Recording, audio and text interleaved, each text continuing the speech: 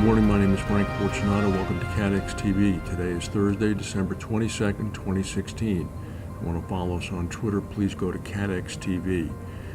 The state bailout plan of the Italian bank Monte dei Paschi di Siena, which is the oldest bank in the world, could take up to 3 months.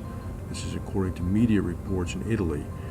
The reports come out just before the oldest bank in the world was expected to declare that its own rescue plan was a failure and that it was going to ask the Italian government for help. Monte dei Paschi is the third largest bank in Italy. It has only enough funding for another 4 months. They had announced just a week ago that they had funding for 11 months. There's a problem in Italy with so-called zombie banks, banks that have just continued to be refunded, selling more equity and taking in more deposits when their balance sheets, in fact, are terrible. Monte dei Paschi could be the beginning of a domino effect that could, many financial analysts feel, shake the foundations of the Italian banking industry, which is the fourth largest in the Eurozone. It's also home to about a third of the European bloc's bad debts. Chinese insurers face restrictions now on their investment activities at home and overseas. The China Insurance Regulatory Commission is widely expected to lower the ceiling on Chinese insurers' domestic equity investments from 40% down to 30%. They're also going to cut the limit on an insurer's holding in any one Chinese listed company from 10% down to 5% of total assets. In addition to the clampdown, state agencies are apparently looking to impose restrictions on outbound Chinese insurance purchases worth over $10 billion.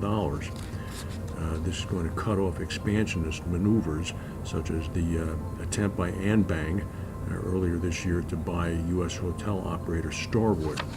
One of the big concerns that analysts have indicated, it concerns outflows of currency from China. Chinese are apparently interested in at least moderating this flow. At least 7 Pakistani sailors have been killed in a rocket attack on an Iranian-flagged container cargo ship off the coast of Yemen. The ship was the MV Joya. It was heading to Dubai from Egypt when it came under attack in Yemeni waters. There had been no claim of responsibility. There was dense fog in the London region earlier today. Officials said that there were significant fog-related delays at Heathrow Airport, Gatwick Airport, and London City Airport. British Airways advised travelers to check their flight status online. There had also been talk of a British Airlines cabin crew strike, but that would not be scheduled to begin until tomorrow.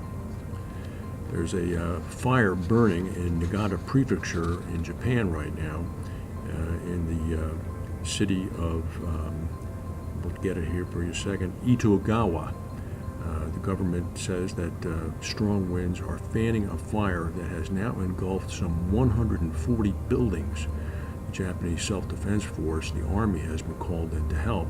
Some 600 people have been evacuated. The blaze started this morning at a Chinese restaurant, emitting sparks, which apparently quickly touched off fires at surrounding wood structures that now have virtually engulfed the entire city. There was an explosion that occurred at the Kolomenskaya metro station in Moscow this morning. Apparently it was not a criminal event. It was a gas cylinder that exploded in the underground pedestrian tunnel as a result of welding works that were going on. Some 4 construction workers were taken to the hospital. The entrance to the station was closed, but the station continues to work normally by people using other entrances and exits. More information on that Boeing 727 that crashed in Colombia yesterday.